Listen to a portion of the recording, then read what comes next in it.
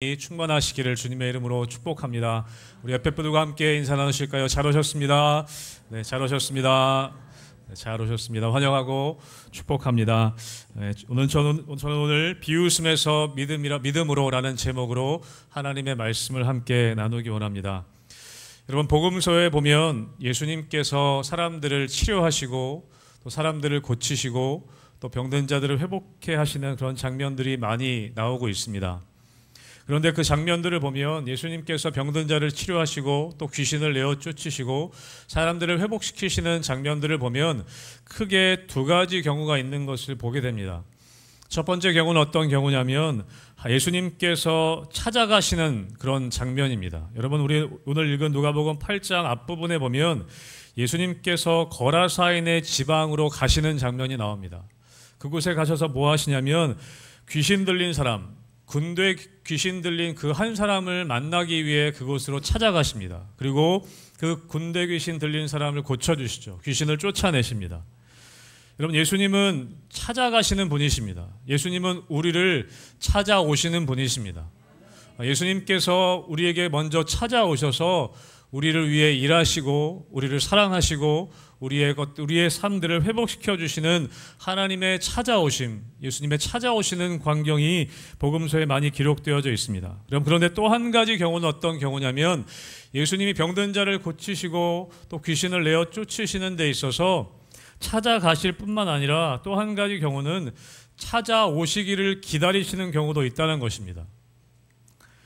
본래 예수님은 찾아가시고 하나님은 원래 근원적으로 우리를 찾아오시는 분이시지만 때로는 우리의 삶 가운데 예수님이 우리가 먼저 예수님을 찾기를 위해 기다리시는 경우들이 있는 것을 보게 됩니다. 특별히 마태복음 20장 30절 31절에 보면 맹인을 고치시는 장면이 기록되어져 있는데 그 부분을 함께 말씀을 읽어보도록 하겠습니다. 마태복음 20장 30절 31절 같이 읽겠습니다. 시작. 맹인 두 사람이 길가에 앉았다가 예수께서 지나가신다 함을 듣고 소리 질러 이르되 주여 우리를 불쌍히 여기소서 다윗의 자손이여 하니 무리가 꾸짖어 잠잠하라 하되 더욱 소리 질러 이르되 주여 우리를 불쌍히 여기소서 다윗의 자손이여 하는지라. 아멘. 맹인 두 사람이 등장합니다. 예수님이 지나가신다는 이야기를 듣고 소리를 지릅니다. 주여 우리를 불쌍히 여기소서 다윗의 자손이요. 그렇게 부르짖었는데 소리 질렀는데 예수님이 못 들으셨는지 그냥 지나쳐 가십니다. 사람들이 이야기하죠. 꾸짖습니다. 조용히 해라, 시끄럽다. 여러분, 그럴 때 이 맹인들이 어떻게 하냐면 멈추지 않고 더욱 크게 소리 지릅니다. 주여 우리를 불쌍히 여기소서 다윗의 자손이요. 저는 예수님이 이 맹인들의 첫 번째 부르짖는 첫 번째 소리를 들으셨다고 생각합니다. 예수님이 듣지 못하셨을 리가 없습니다. 근데 모른 척하고 그냥 지나가십니다. 저는 이 맹인들을 그냥 지나치신 이유가 보기 싫어서가 아니라 듣기 싫어서가 아니라 기다리셨다고 저는 생각합니다. 그 사람들이 잠잠하지 않고 더욱 크게 소리 지르는 것을 들으시고 그때서야 돌이키셔서 네가 무엇을 원하느냐 하고 고쳐주시는 장면이 기록되어져 있습니다. 여러분, 하나님께서는 근본적으로 우리를 먼저 찾아오시는 분이십니다. 요한일서에 보면 그가 먼저 우리를 사랑하셨습니다 라고 기록하고 있습니다. 먼저 우리를 찾아오시고 먼저 우리를 사랑하셨습니다. 그렇기 때문에 우리는 하나님을 만나게 된 것이죠. 여러분, 그런데 우리 주님께서는 우리의 믿음이 성장해가는 그 과정 가운데 있어서 때로는 하나님께서 먼저 다가오시기도 하지만 때로는 우리가 주님 앞에 먼저 엎드리기를 기다리실 때가 있으시다는 겁니다. 우리가 때로는 소리 지르고 하나님께 부르짖지만 모른 척 하실 때가 있으시다는 거예요. 왜요? 우리의 믿음의 성장을 위해서, 더 크게 부르짖기 위해서, 더 주님 앞에 엎드리기를 원하시기 때문에. 여러분, 오늘 본문은 사실 40절 말씀, 누가복음 8장 40절 말씀부터 오늘 본문이 시작됩니다. 여러분, 누가복음 8장 40절, 41절의 말씀을 우리 함께 읽어보도록 하겠습니다. 누가복음 8장 40절, 41절입니다. 시작.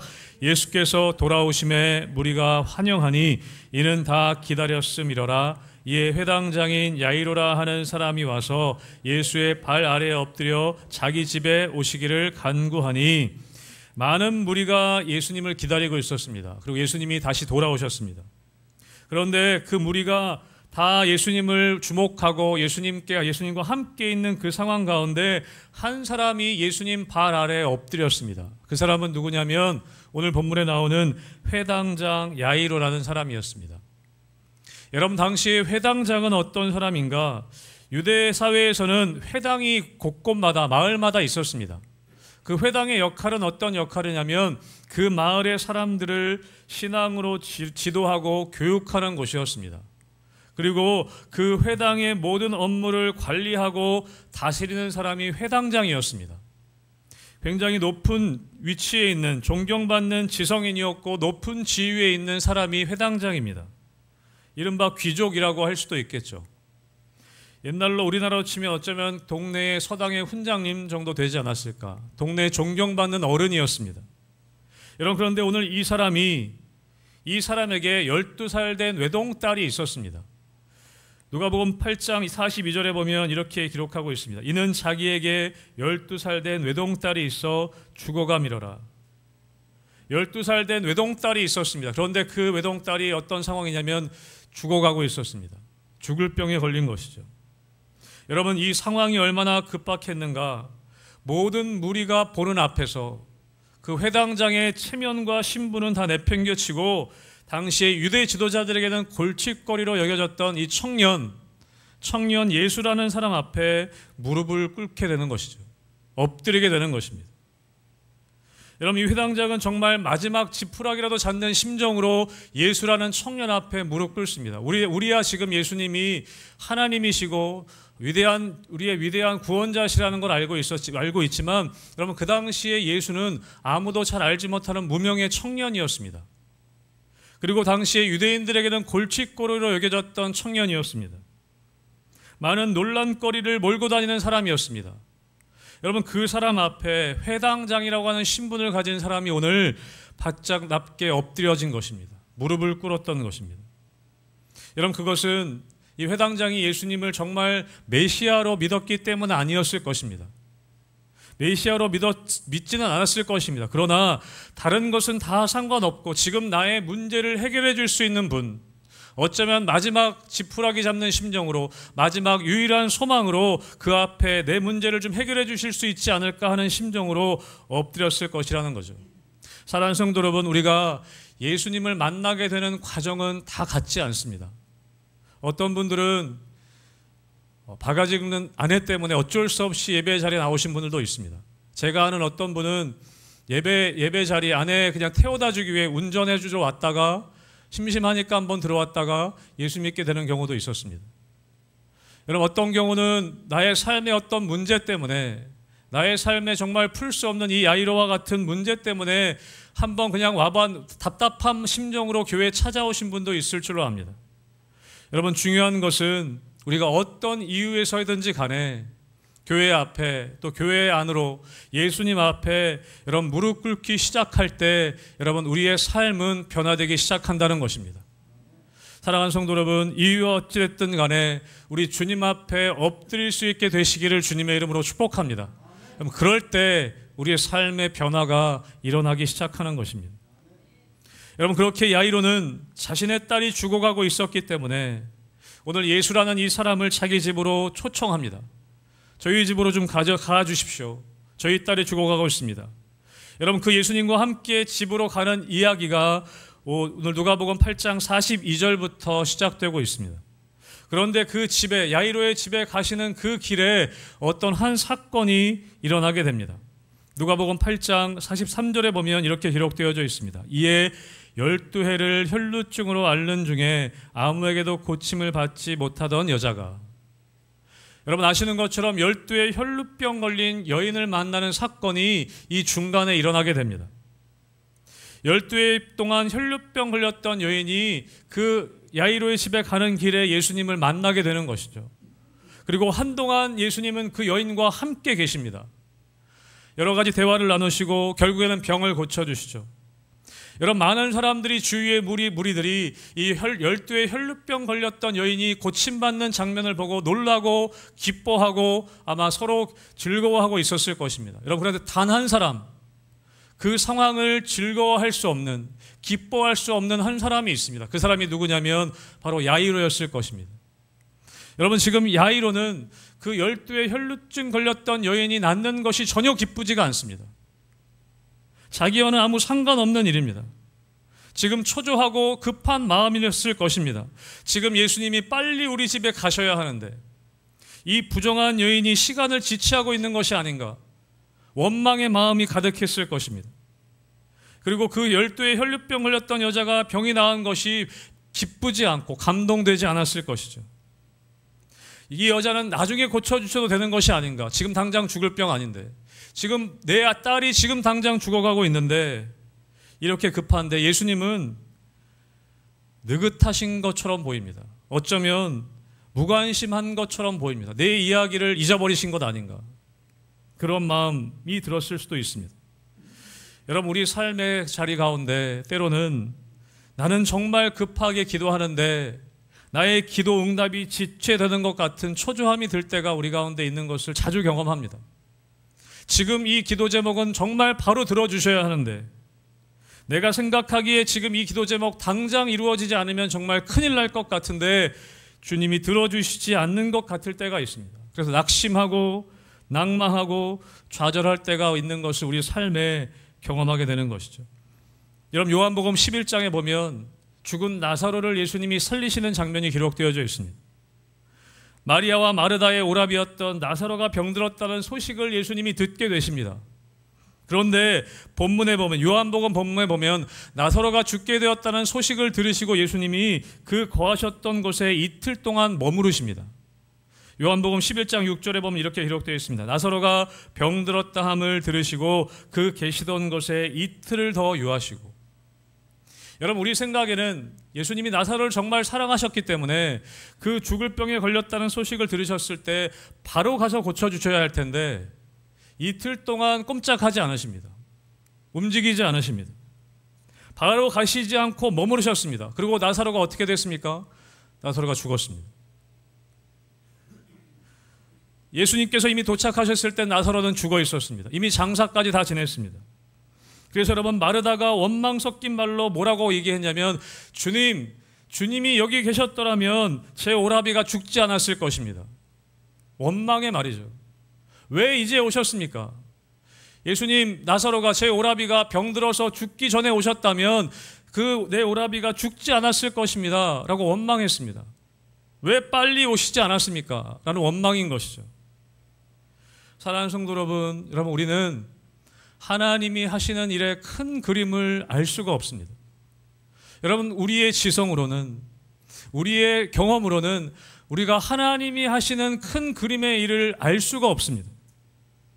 여러분, 우리는 당장 눈앞에 보이는 일들, 이거 정말 지금 이루어지지 않으면 큰일 날 것 같은 일들이 있습니다. 지금 당장 기도해서 들어달라고 하는데 들어주시지 않는 것 같을 때가 있습니다. 나는 정말 급해 죽겠는데 여러분, 주님의 생각이 다를 때가 있다는 것입니다. 사랑하는 성도 여러분, 그렇게 다를 때가 너무 자주 있습니다. 나의 생각과 주님의 생각이 다를 때가 많습니다. 내 생각에는 이런데 주님의 계획과 주님의 생각은 다를 때가 있다는 것이죠. 사랑하는 성도 여러분, 그것을 인정하게 되시기를 주님의 이름으로 축복합니다. 내 생각과 내 길과 하나님의 생각과 하나님의 길이 다를 때가 있다는 것입니다. 여러분, 다시 오늘 본문으로 돌아오면 예수님께서 아직 그 혈루병 걸렸던 여인, 그 여인과 대화하시는 중에 회당장의 집에서 사람이 찾아옵니다. 그게 오늘 본문에 우리가 읽었던 말씀이죠. 누가복음 5장 49절의 말씀을 다시 한번 같이 읽어보겠습니다. 같이 읽겠습니다. 시작. 아직 말씀하실 때에 회당장의 집에서 사람이 와서 말하되 당신의 딸이 죽었나이다. 선생님을 더 괴롭게 하지 마소서 하거늘. 회당장의 집에서 사람이 왔습니다. 따님이 죽었습니다. 선생님을 더 괴롭게 하지 마십시오. 다시 말하면 더 이상 선생님께 폐를 끼치지 않는 것이 좋겠습니다. 다시 말하면 더 이상 예수님이 회당장의 집에 가실 이유가 없습니다 라고 이야기하는 것이죠. 예수님께 소망을 걸고 예수님을 초청했습니다. 그런데 예수님이 오시는 도중에 자신의 딸이 죽게 되었다는 소식을 듣습니다. 이제 야이로의 집에서 온 사람이 딸이 죽었으니 더 이상 예수님이 오실 필요가 없습니다 라고 그렇게 오늘 이야기하는 것입니다. 상황이 다 끝났다는 것이죠. 아마 회당장도 그렇게 생각했을 것입니다. 아, 이제 예수님이 가셔도 아무 의미가 없겠구나. 예수님이 가실 필요가 없겠구나. 여러분, 그런데 예수님께서 이후에 뭐라고 말씀하십니까? 누가복음 8장 50절의 말씀을 같이 읽어보겠습니다. 시작. 예수께서 들으시고 이르시되 두려워하지 말고 믿기만 하라. 그리하면 딸이 구원을 얻으리라 하시고. 아멘. 아멘. 예수님 말씀하세요. 두려워하지 말고 믿기만 해라. 그리하면 딸이 구원을 얻을 것이다. 두려워하지 말고 믿기만 하라라고 말씀하세요. 여러분, 근데 오늘 본문과 같은 이야기를 하고 있는 마가복음에 보면 이렇게 이야기합니다. 여러분, 마가복음 5장 36절의 말씀을 같이 함께 읽겠습니다. 시작. 예수께서 그 하는 말을 곁에서 들으시고 회당장에게 이르시되 두려워하지 말고 믿기만 하라 하시고. 아멘. 이런 마가복음에서 어떻게 이야기하냐면 예수께서 그 하는 말을 곁에서 들으셨다라고 되어 있습니다. 그 하는 말이 무엇입니까? 회당장에서 온 사람들의 이야기죠. 당신의 딸이 죽었습니다. 더 이상 예수님 괴롭게 하지 마십시오. 더 이상 예수님 안 오셔도 됩니다. 그런 이야기입니다. 그런데 그 하는 말을 곁에서 들으셨다라고 되어 있는데요. 이 마가복음에서 얘기하는 곁에서 들으셨다, 이 말은 원래 어떤 의미가 있냐면 흘려듣다, 무시하다, 그런 말이 있습니다. 여러분, 그래서 영어 성경에 보면 ignore라는 단어가 표시되어져 있습니다. 어떤 말이냐면 그들이 하는 말을 무시하시고 라고 되어 있습니다. 그들이 하는 말을 무시하시고 이렇게 말씀하셨다는 거예요. 회당장에게 두려워하지 말고 믿기만 하라. 그들이 하는 말을 흘려 들으시고 그들이 하는 말은 무시하시고 회당장에게 말씀하셨다는 것이죠. 두려워하지 말고 믿기만 하라. 사랑하는 성도 여러분, 야이로의 딸이 죽었다는 것은 사실입니다. 팩트입니다. 실제로 죽은 것이죠. 여러분, 우리 삶에서도 객관적으로 옳은 이야기들, 사실되는 이야기들을 귀담아 들을 필요가 있습니다.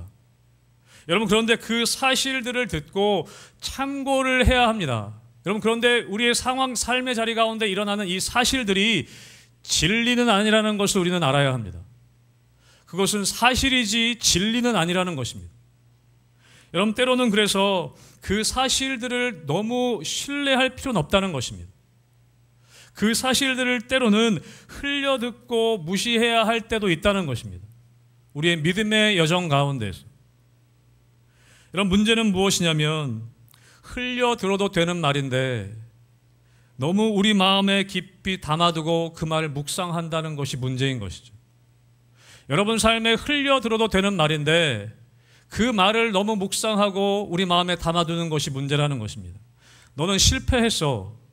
너는 이제 안 돼. 여러분, 사실일 수 있습니다. 여러분, 그런데 그것이 사실일지라도 여러분 그 말을 내 마음에 담아두고 묵상할 필요는 없다는 것입니다. 여러분, 반대로 우리는 귀 담아 들어야 할 말을 흘려버릴 때가 있습니다. 여러분, 오늘 본문에서 우리가 귀 담아 듣고 마음에 묵상해야 될 말이 무엇입니까? 두려워하지 말고 믿기만 하라. 그리하면 내 딸이 구원을 얻으리라.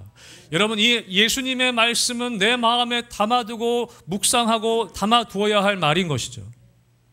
여러분, 그런데 우리는 거꾸로 할 때가 있습니다. 흘려듣고 무시해야 할 말들을 내 마음에 담아두고 내 마음에 담아두고 묵상해야 될 말들은 흘려보내고 무시할 때가 있다는 것이죠. 당신의 딸이 죽었나이다. 이 말들은 여러분 예수님처럼 무시하고 흘려보내야 할 말들입니다. 그리고 두려워하지 말고 믿기만 하라. 여러분, 이 말씀은 우리 마음에 새겨야 할 말씀이라는 것이죠. 사랑하는 성도 여러분 흘려들어도 되는 말들, 무시해도 되는 말들은 흘려보내시고 여러분 마음에 새겨야 할 주님의 말씀은 여러분 마음에 새기게 되시기를 주님의 이름으로 축복합니다. 여러분, 그럴 때 회복과 치유가 일어나는 것입니다. 여러분, 그렇게 말씀하시고 오늘 예수님께서 야이로와 함께 그의 집으로 가십니다. 그의 집에는 통곡하는 사람들로 가득했습니다. 누가복음 8장 52절에 이렇게 기록되어 있습니다. 모든 사람이 아이를 위하여 울며 통곡하며 예수께서 이르시되 울지 말라, 죽은 것이 아니라 잔다 하시니. 많은 사람들이, 거기 안에 있는 모든 사람들이 울며 통곡하고 있었습니다. 근데 예수님이 뭐라고 하시냐면 울지 말아라, 죽은 것이 아니라 자는 것이다. 여러분, 이 아이의 생명이 끊어졌다는 것을 예수님이 모르시지 않습니다. 예수님은 죽음의 실제를 알고 계신 분이었습니다. 그런데 예수님이 그 상황을, 그 아이가 죽어 있는 그 상황을 어떻게 지금 해석하고 계시냐면 죽은 것이 아니라 자고 있는 것이다 라고 해석하신다는 것이죠. 여러분, 우리가 믿음을 가진다는 것은 어떤 의미냐면 우리의 삶의 상황들을 믿음으로 잘 해석한다는 의미입니다. 여러분, 우리가 영어 공부할 때도 그렇지 않습니까? 단어 하나를 잘못 해석하면 문장이 완전히 달라집니다.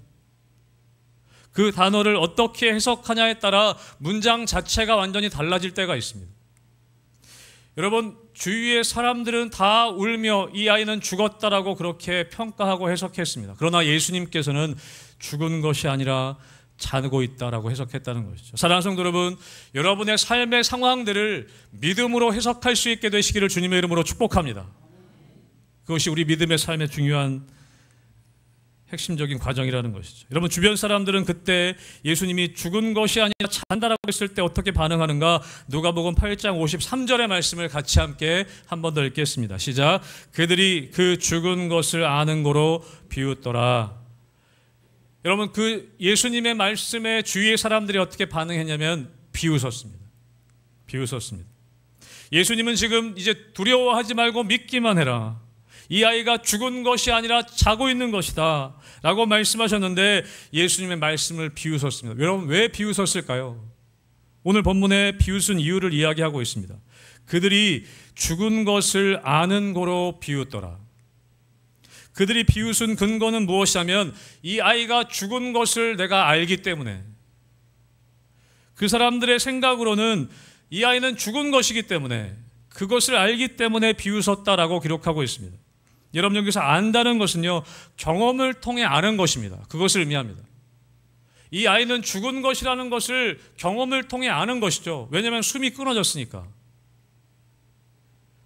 이 아이가 이미 죽었다는 것을 알고 있기 때문에 예수님이 그 아이가 잔다라고 이야기하셨을 때 비웃었다는 것입니다. 당연한 반응이죠. 여러분, 유대사회 당시에는 여유 있는 사람들, 물질적으로 여유 있는 사람들은 장례가 나면 전문 울음꾼들을 고용했다고 합니다. 전문적으로 우는 사람들. 예전에 우리 시골에서도 동네 사람들 와서 많이 울어주지 않았습니까? 저희 외할머니 댁에도 그런 경험이 있었는데 동네 사람들이 다 와서 그냥 계속 울더라고요. 근데 그냥 우는 게 아니라 수고비를 받고 오시는 분이 계시더라고요. 그러니까 분위기 잡기 위해서, 통곡하고 우는 분위기를 만들기 위해서. 당시 유대 사회에도 그런 문화가 있었다고 합니다.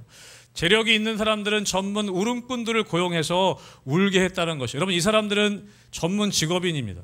장례식만 찾아다니는 사람들이에요. 사람이 죽은 것을 한두 번 본 것이 아닌 사람들입니다.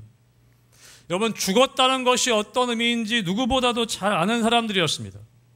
자신의 경험을 통해 죽었다는 것은 어떤 것이라는 것을 보고 경험했기 때문에 이 아이가 잔다라고 예수님 말씀하셨을 때 비웃었던 것이죠.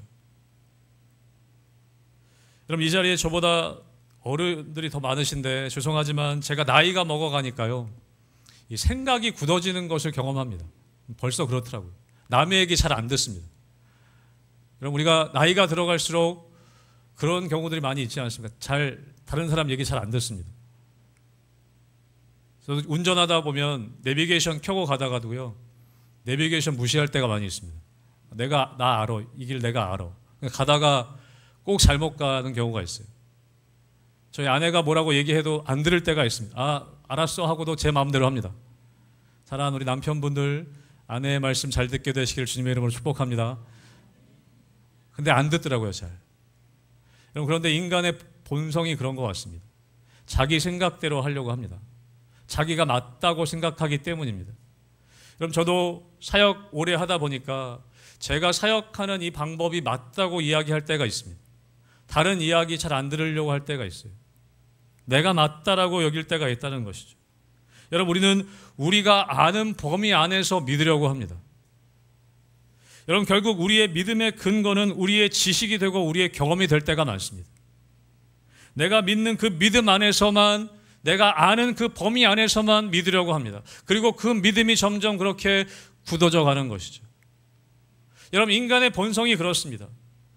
잘 안 들으려고 합니다. 자기의 고집대로고 합니다. 나이가 꼭 들어가셔서가 아니라 아이들도 마찬가지입니다. 저 아이들도 저희 어렸을 때 애들 보면 하지 말라고 하는데 합니다. 뜨거운 거 저거 잡으면 큰일 난다고 얘기하는데 꼭 잡아서 뒤어봐야지 정신을 차립니다. 그럼 그게 인간이라는 것이죠. 자기 생각, 자기가 알고 경험하는 범위 안에서만 우리는 믿으려고 합니다. 여러분, 우리가 말씀을 대할 때, 성경을 대할 때 물론 우리의 지성도 사용해야 합니다. 여러분, 그런데 우리의 한계를 가진 이 좁은 지성과 우리의 경험을 가지고 이 하나님의 말씀을 대하게 되면요, 여러분, 비웃음밖에 나올 수가 없습니다. 여러분, 홍해가 갈라지는 기적을 이해가 되십니까? 여러분, 홍해가 갈라지는 기적이 이해가 되셔서 믿으십니까? 여러분, 오병이어의 기적이 이해가 되셔서 믿으시는 겁니까? 여러분, 보리떡 5개와 물고기 2마리로 수천 명의 사람이 먹고 12광주리가 남았다는 게 이해가 되십니까? 여러분, 믿어지는 것이지 사실은 이해가 되지 않는 것이거든요. 사람들은 그래서 그 이야기들을 사람들을 이해시키려고 노력합니다. 그래서 어떤 신학자는 오병이어의 기적을, 그 어린아이가 오병이어를 내놨더니 다른 어른들이 그 아이의 모습을 보고 회개하고 자기가 숨겨놨던 간식들을 다 내놔서 다 먹고 12광주리가 남았던 것이다. 그렇게 인문학적으로 해석하는 사람도 있더라고요. 왜요? 이해가 그렇게 해야 되니까. 여러분, 그런데 우리가 하나님의 말씀을 우리의 지식과 우리의 경험으로 이해하려고 하면 여러분, 비웃음밖에 나올 수가 없는 것입니다. 여러분, 아브라함의 아내 사레는요, 아브라함이 100세가 될 때 아들을 낳을 것이다 라는 가브리엘 천사의 말을 듣고 어떻게 했냐면 성경이 그렇게 얘기합니다. 속으로 웃었다라고 되어 있습니다. 비웃은 것이죠. 왜냐하면 100세의 아이를 낳을 수 없다는 것을 알기 때문에, 생물학적으로 그건 불가능한 일이라는 그런 것을 알기 때문에 비웃은 것입니다.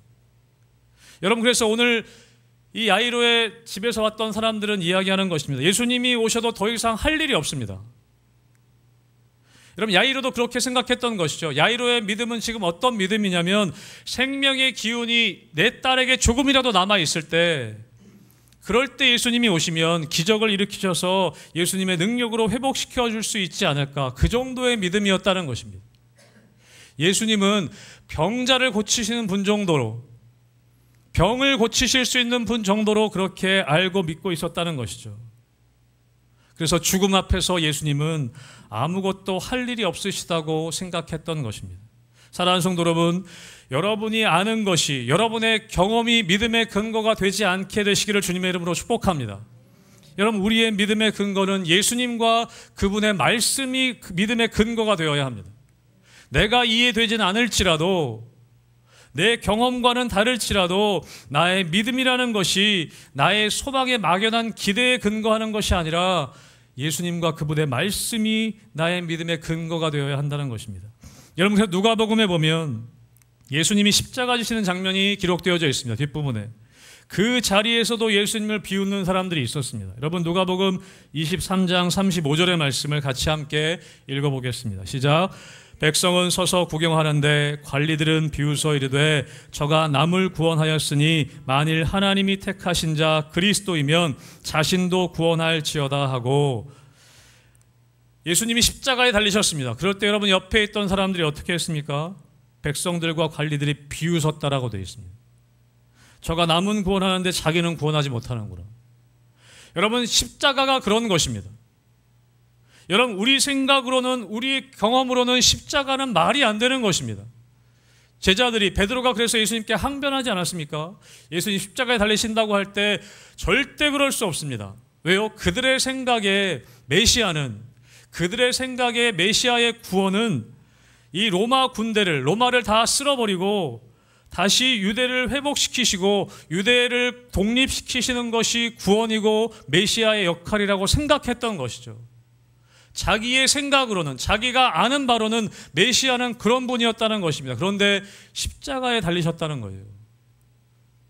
여러분, 그럴 때 비웃음이 나오는 것이죠. 말이 되냐라고 말씀하시는 것입니다.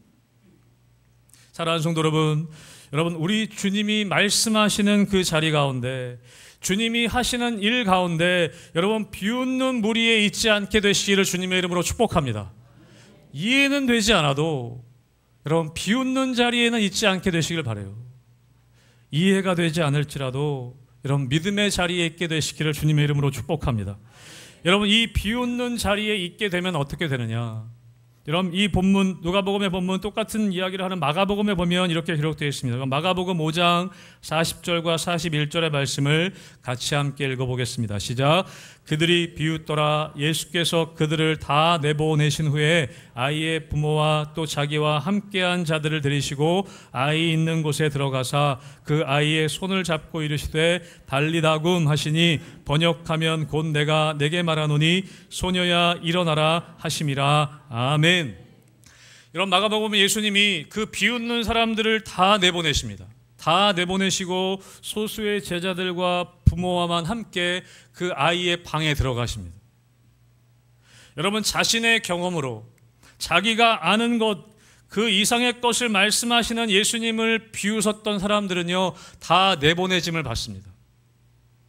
여러분 그들의 비극이 무엇이냐면 예수님이 달리다굼 하시고 그 아이가 일어나는 그 현장을 경험하지 못했다는 것입니다. 나중에 그 아이가 살아난 것은 보게 되죠. 여러분 그러나 예수님이 그 아이를 살리시는 그 과정, 달리다굼 소녀야 일어나라 하시는 예수님의 음성도 듣지 못할 뿐만 아니라 그 아이가 일어나는 그 현장을 경험하지 못하게 된다는 것입니다. 여러분 그것이 그 비웃는 사람들의 비극인 것이죠. 여러분 울고 통곡하고 떠들고 그 상황에 대해서 이러쿵저러쿵 이야기하는 사람들이 많이 있었습니다. 왜 예수님이 빨리 오시지 못했냐? 왜 야이로는 저렇게 놔뒀냐? 여러 가지 상황들에 대해서 판단하고 비난하고 조롱하고 비웃는 사람들, 여러분 그 사람들의 소리, 울음과 통곡 소리가 그 장례식장에 가득했습니다. 그런데 그 소리들을 뒤로하고 여러분 단지 몇 사람만 달리다굼 소녀야 내가 일어나라 라는 그 소리를 단지 몇 사람만 그 음성을 들었다는 것입니다. 여러분 짧지만 강력한 그 말씀 달리다굼, 여러분 이것은 아람어입니다. 마가복음에는 이 아람어를 그대로 그냥 사용했습니다. 달리다굼 소녀야 일어나라. 여러분 그런데 이 달리다굼 이 아람어는요 언제 사용하는 말이었냐면 엄마가 아침에 아이들을 깨울 때 야 일어나 밥 먹고 학교 가야지 이럴 때 사용하는 말이라고 합니다.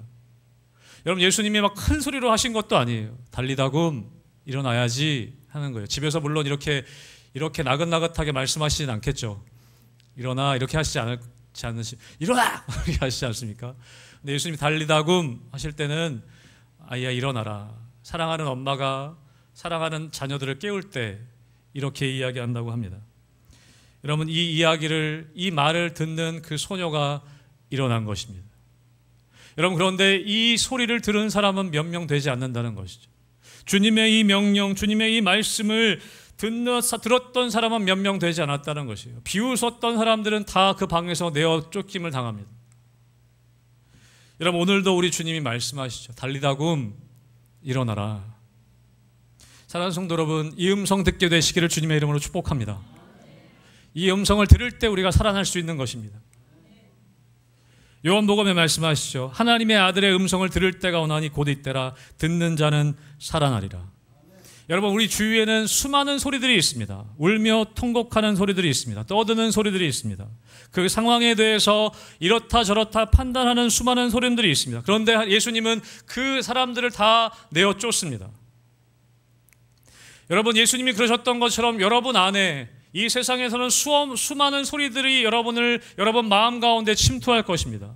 이렇다 저렇다 울며 통곡하고 때로는 비웃고 조롱하는 소리들이 여러분 마음 가운데 들어올 것입니다. 여러분 그럴 때 여러분 그 소리들을 다 내어 쫓으시기를 주님의 이름으로 축복합니다.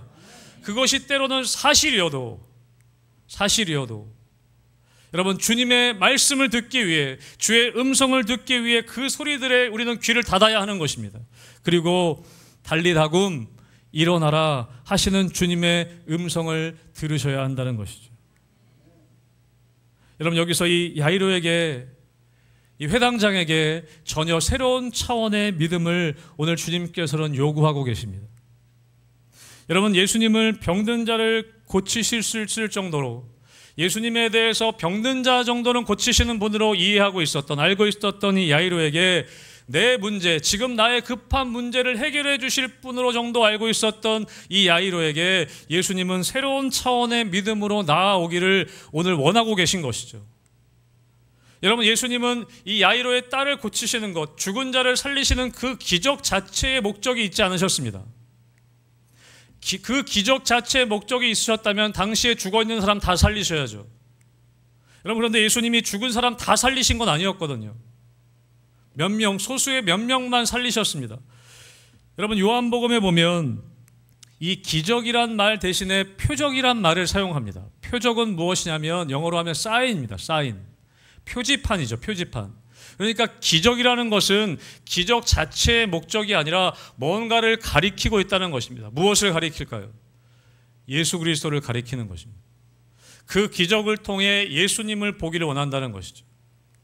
여러분, 예수님은 그 기적 사건들을 통해 예수님에 대한 믿음, 단지 병든 자를 고치시고 귀신을 쫓아내는 정도가 아니라 예수님이 이 땅을 구원할, 영원한 죽음에서 우리를 건지실 메시아라는 그 믿음을 이 야이로가 갖기를 원하셨다는 것입니다. 그 믿음의 진보를 이 야이로가 이루기를 예수님은 원하셨다는 것이죠.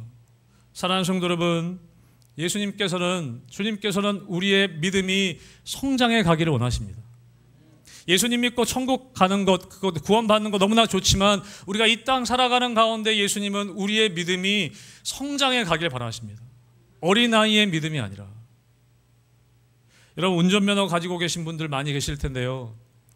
어떤 분이 그런 이야기 하시더라고요. 자기는 10년 무사고라고. 10년 무사고.